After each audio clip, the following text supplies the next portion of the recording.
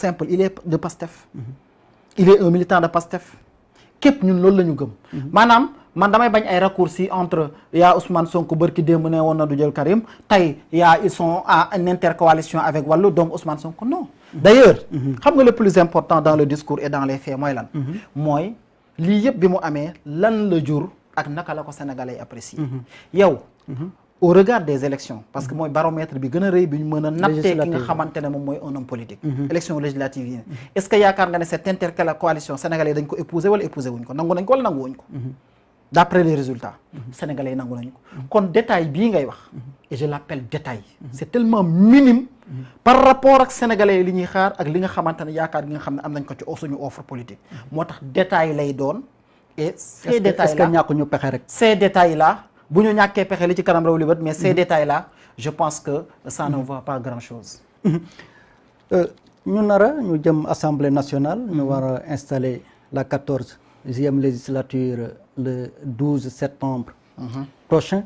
14e législature boobu nan nga ko gisee exactement. man je pense que bu ñu góorgóorloo tuuti ci wàllum presse au Sénégal.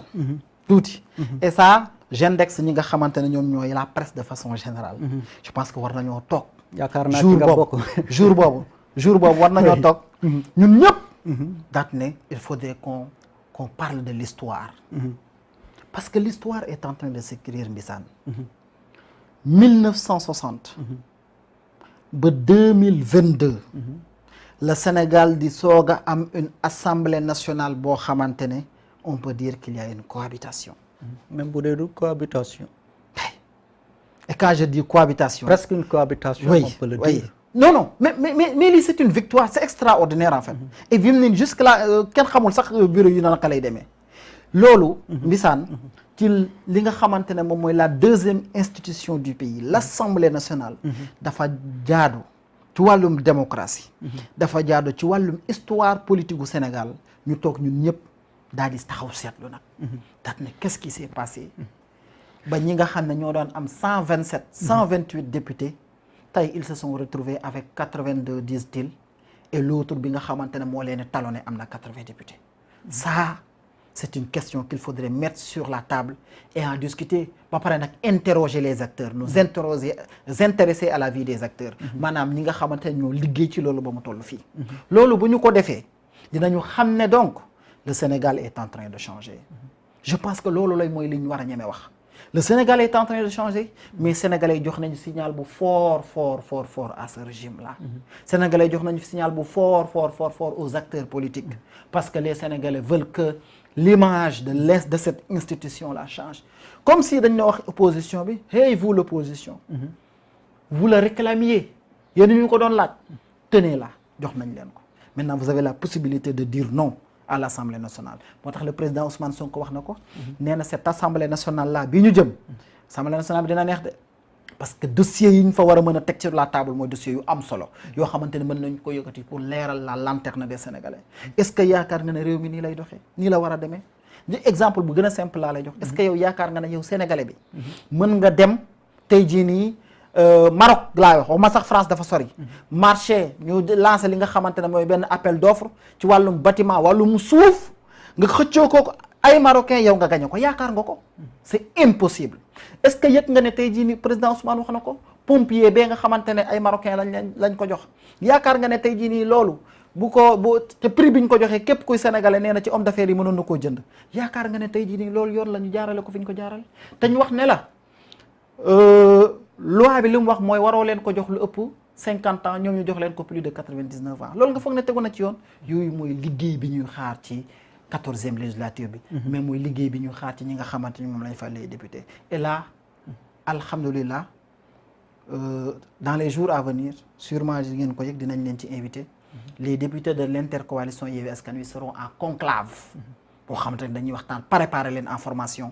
boo xamante ne dinañ ci liggéey lu baree pour ñoom bu ñu demee assemblée nationale ñu mën faa taxawal waxuma Pastef de déedéet waxuma Yewwi Askan Wi de taxu ñoo jóg Ousmane Sonko ñoruñu ñu mën faa taxawal le peuple sénégalais. kon xamaguñu ne loolu moo leen yóbbu assemblée bañ leen ciy former. non moo tax erreur bi du foofu maanaam quand je dis former.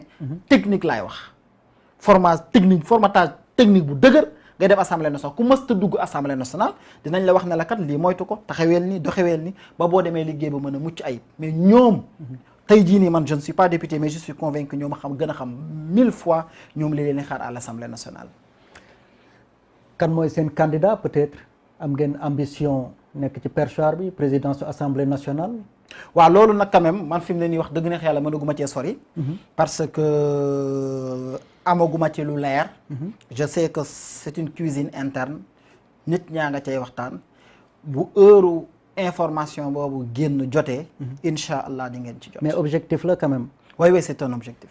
mais quand même faut reconnaître que vous êtes minoritaire là-bas est-ce que da ngeen entreprendre ay démarches pour débaucher des députés de l'autre camp wala affaire yi demee noonu. le vote est secret. est-ce que yéen a ngi entreprendre pour am yeneen député le yu vote Benno Bokk est Yaakaar secret. mais on dévoile aucun secret c'est-à-dire. le vote est secret. non non li ma lay bëgg a wax mooy. parce que amoo leen majorité. mais léegi dinaa la kan moo ñu leer na ñun. dans Yewwi l'intercoalition Yewwi Askan Wi. nit ñi voté. kii voté. moom li ñuy voté day c'est quelque chose de secret. kan moo leer na Macky Sall ne moom c'est 82 députés yi nga xamante ne sax je doute fort que 82 la parce que bon élection yi am nañu côté yoo xamante ne xaw na doy waar. mais bon loolu c'est autre chose. kan moo ko leer na 82 députés yooyu dinañ ko voté moom li mu bëgg. moom leer na ko.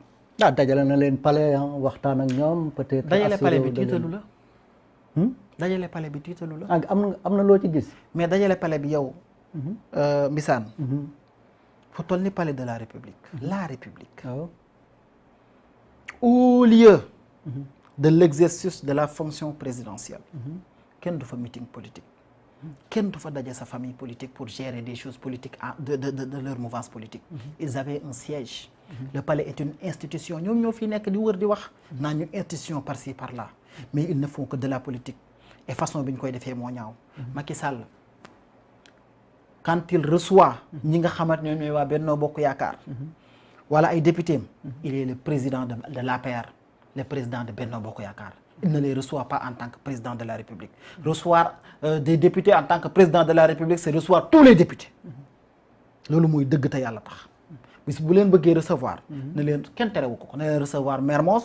mu recevoir leen seen siège. loolu moom c'est sûr. non mais le problème mbir mi du woon foofu. du ñeen demam duñ dem mbir mi du foofu la question n'est pas là. la question mooy l'usage du palais présidentiel à des fonctions politiques. te loolu dafa ñaaw. te bii c'est la énième fois moo koy def bi muy recevoir Djibril Ngom. ñuy gis enveloppe. mu recevoir ko pour mu jaay ay kayitu Yewwi Askan Wi. c'était encore au palais présidentiel.